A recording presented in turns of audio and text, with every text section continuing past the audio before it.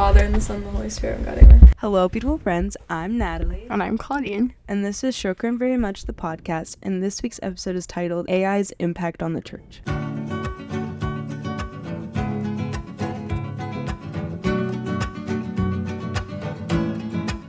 When we first started this podcast, actually, first person we reached out to was Natalie. But here's the thing. It's 40 episodes later. No, it was absolutely worth the wait. Oh, yeah. Aww. And this is information. You started serving me when I was in 7th grade. Yeah. And you basically remained my servant until I finished high school. Been around. Yeah. So you're one of my favorite people on this planet. So I'm very excited to have you on. It's kind of like a starstruck moment, guys. Natalie Bishay, welcome. Hi, thanks. We have two Natalies on the podcast today. There's like 5 at our church, though. So Yeah, that is true. it's Yeah. not as confusing as a normal Sunday here. Yeah. We're very excited to have you on. We start every episode with an icebreaker. Cool. So, I was first considering doing something tech related, but I was like, we're going to talk enough about tech. So, if you were a supernatural creature, what would you be? Aliens, unicorns, mermaids. Okay. I mean, it would probably be something from Harry Potter. Is like the first thing my mind went to. Maybe like a hippogriff. You know the hippogriffs? They have like... I never read Harry Potter. No. They're like these really big, beautiful, horse-looking things. Yeah. They fly, and they're so majestic looking. And I would like to fly. So It's very cool. that would be fun. Yeah. I wouldn't want to be anything small. Yeah. Everyone hates Like small fairies. little critters. Yeah. Like, Yeah. I would totally be a fairy. Okay. Yeah, And then you are kind of a fairy. yeah, I mean, I was about to say Just you, like a you can't fairy. see her, but if you look in the picture for Wow. this episode, she does give off like a garden fairy. That is actually like the best compliment I think I've ever gotten in my entire life. Yeah, you have a Thanks, literal everyone. bow in your hair. Like, Yeah, I don't know what else you need. Yeah. That's What about great. you, Claudine? Oh boy. You gotta break the ice too. Oh god. Here's the thing. I didn't read Harry Potter, but my brother did, so I know what you're talking about. But what I always wanted to be, I wanted to be like a Pegasus. Similar vibe. Yeah, to what similar I said, vibe. Yeah. Yeah. It's just called something different. Yeah, Harry I Potter. had, I like- don't know why. It's literally a Pegasus. Yeah. But it's like that's. It's an alternative universe, I think. Just because when I was young, I had this one book.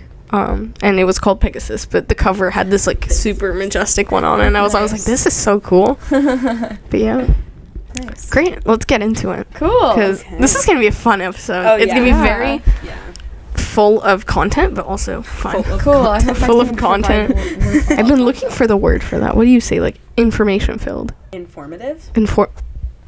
Brilliant. Good job, Natalie, and glory be to God for me.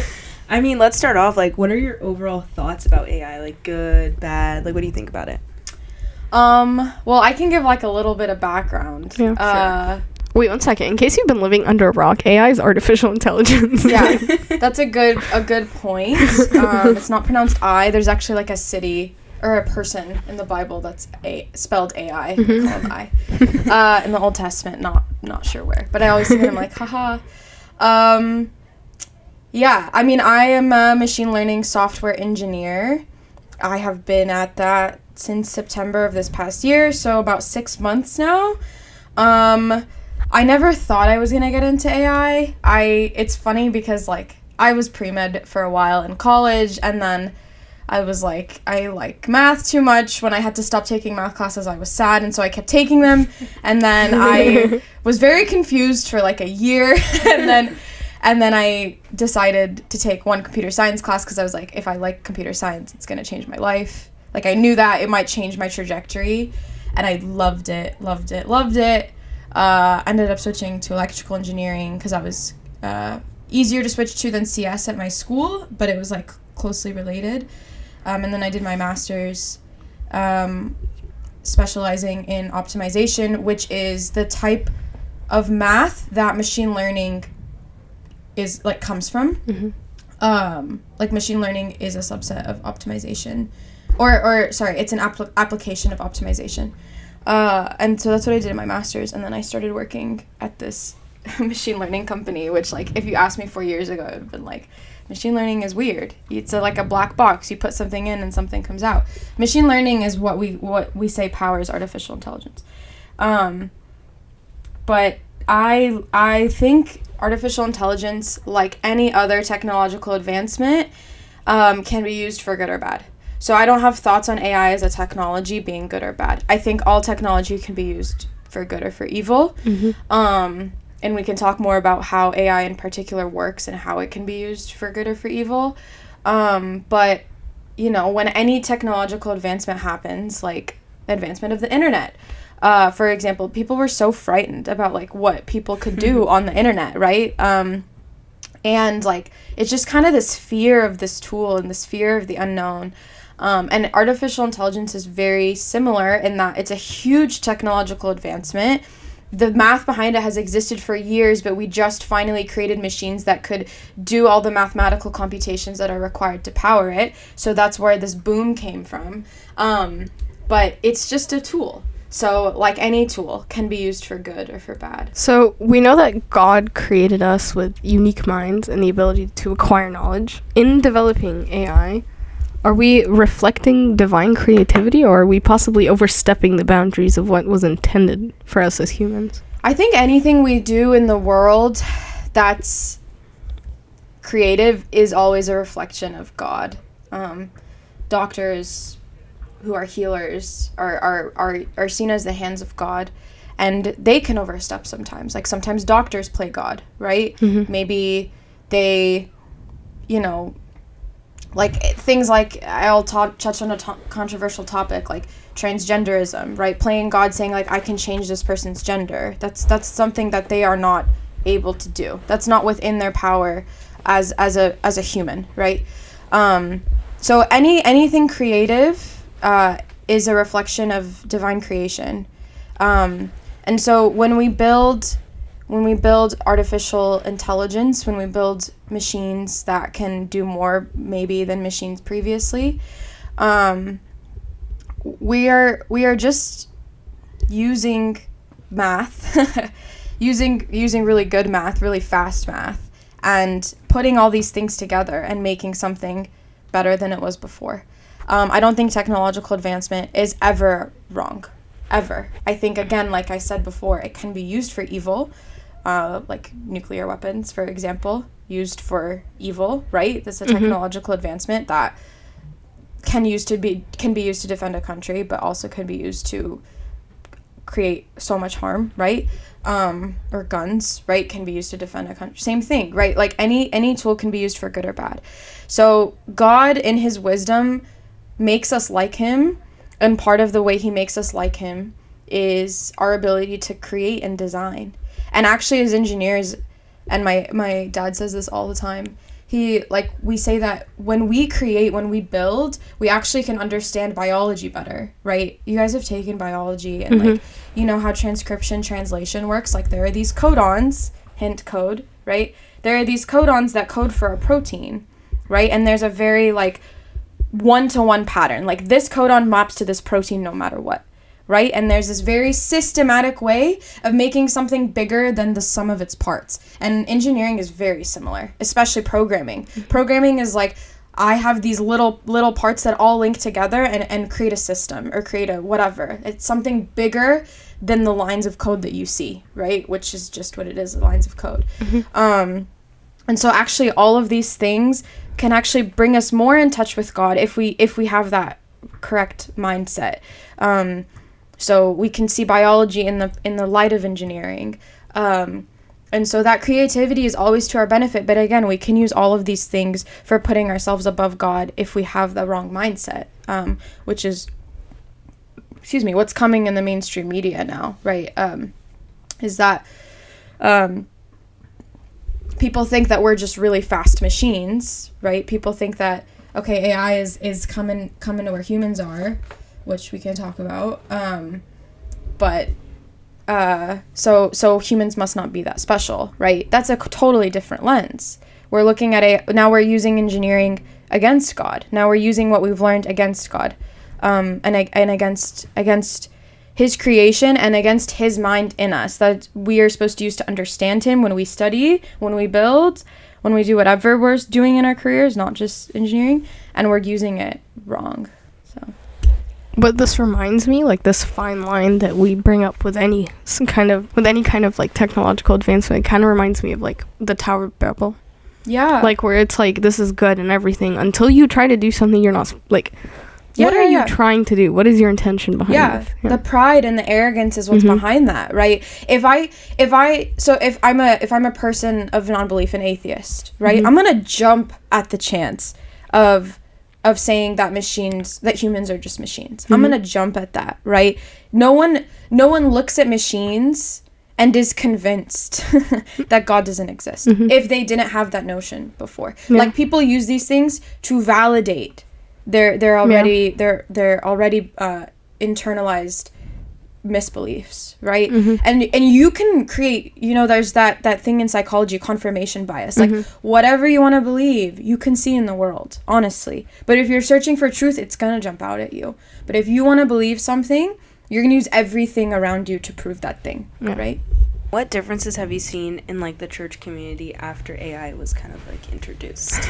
I mean, it's not the church community in particular. I think it's humanity in general is kind of scared, right? And people will come up to me and they'll be, people ask me things like, "Oh, you work in machine learning." Not a lot of people know I work in machine learning, but whatever. You work in they machine will learning. now. Yeah. You work in machine learning. Like, are you contributing to the apocalypse? And I'm like, yeah, absolutely. I'm contributing to the apocalypse, right? And then I come to church every Sunday. Like, I'm good. Everything's good. Not trying to kill you or anything.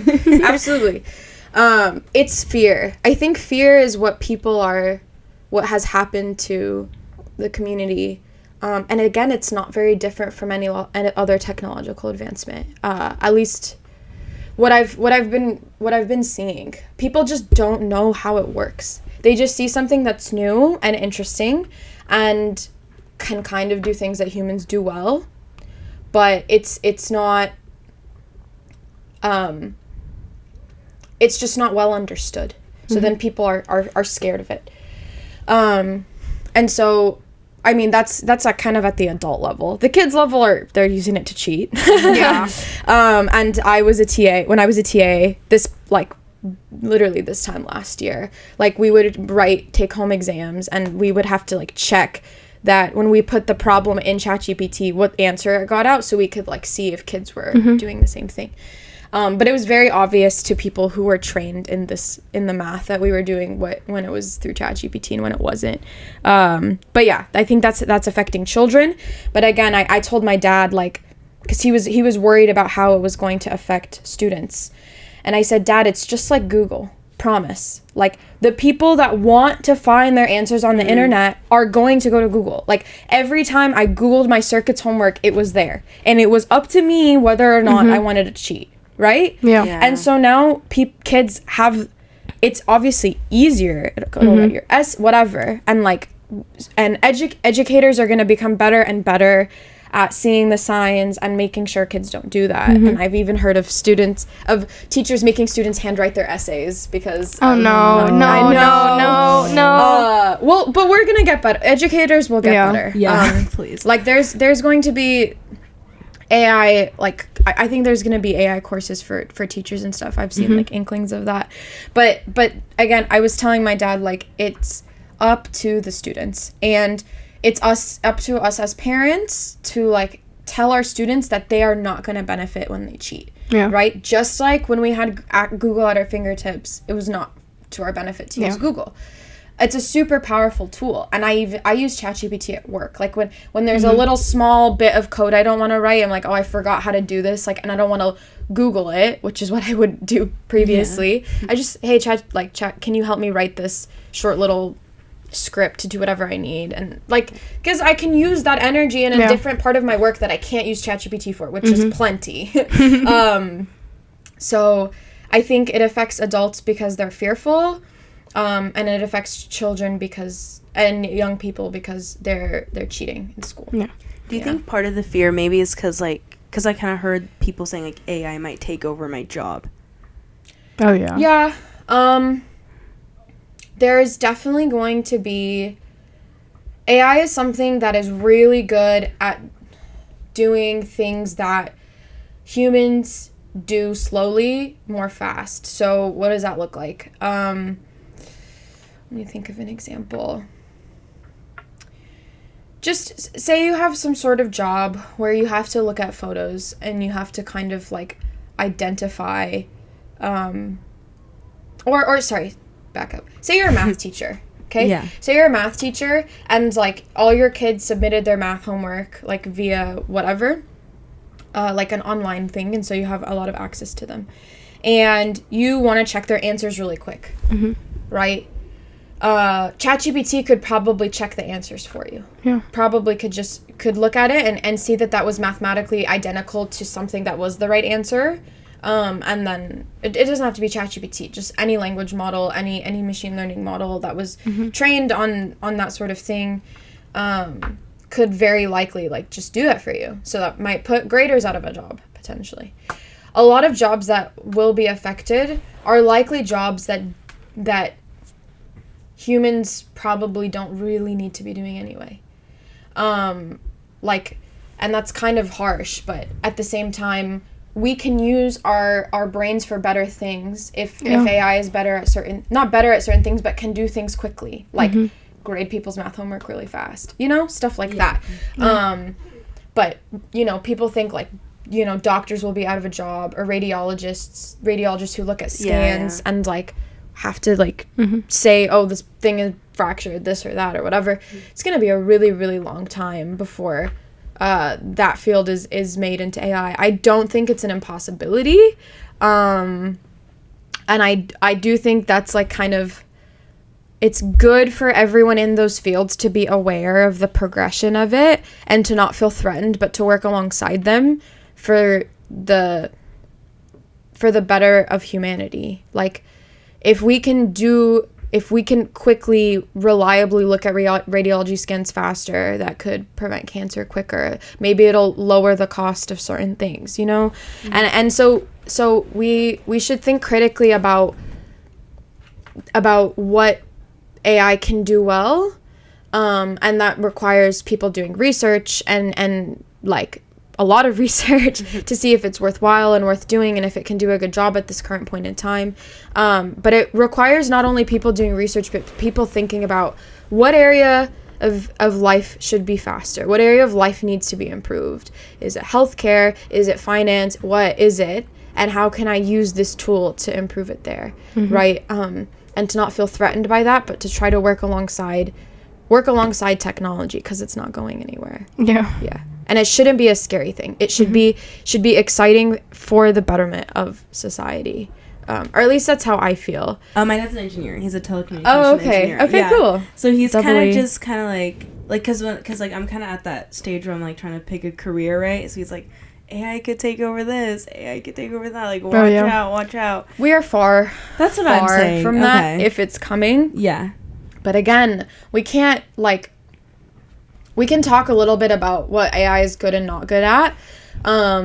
AI is bad as a generalist, meaning if you try to train AI to do everything really well, it's not going to be able to do everything really well because of a lot of things. The inside of that really big, ugly neural network, which is the network that powers AI, is just a bunch of weights and like just a bunch of math, okay? And so like basically if I train it to do one thing really well, all the weights kind of reflect doing that one thing really well.